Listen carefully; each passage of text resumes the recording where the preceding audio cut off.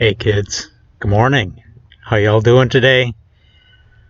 So we're continuing through our reading through the book of Philippians, and one thing I've noticed in Philippians is Paul, in his letter to the church in Philippi, he uses the term "in Christ Jesus" a lot. In fact, in the whole book of Philippians, he uses that same term, in Christ Jesus, 6 times. And in chapter 4, which is where we're kind of reading right now, he uses it 3 different times.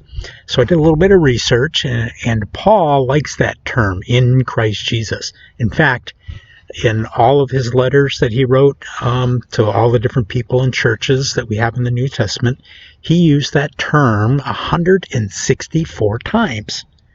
So that made me start to wonder, what exactly does Paul mean when he uses that term in Christ Jesus or in Jesus? So I did a little bit of thinking about that, and let me just read you in chapter 4 where he uses that term in Christ Jesus, and we find the first one in verse 7, where Paul says, "And the peace of God, which transcends all understanding, will guard your hearts and your minds in Christ Jesus." And then again in verse 19 of chapter 4, he says again, "They are a fragrant offering, an acceptable sacrifice pleasing to God. And my God will meet all your needs according to his glorious riches in Christ Jesus." And then toward the end of chapter 4, when he's finishing up his letter, he says one more time, "Greet all the saints in Christ Jesus. The brothers who are with me send greetings." So in Christ Jesus, he uses that a lot. So what does that mean? Well, if I were to run out to the end of the dock right there and dive into the lake, I am in Temple Lake.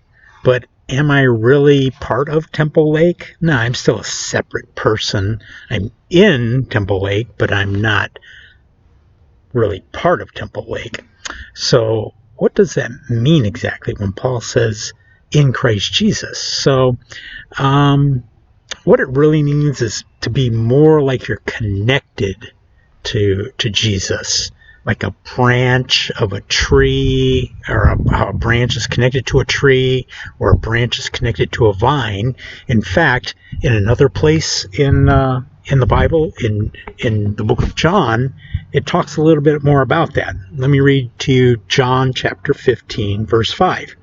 And this is Jesus talking. He says, "I am the vine, you are the branches.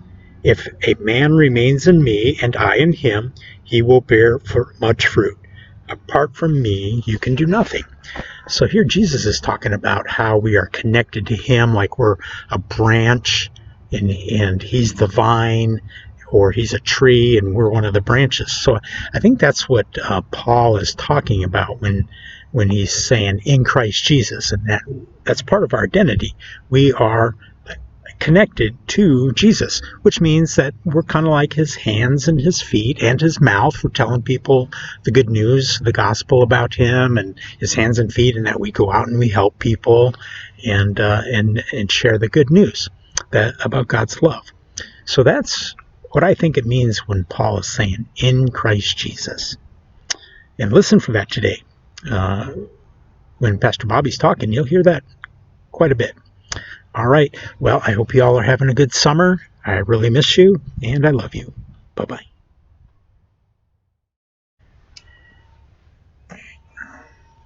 Manfred, come on. You're in the way.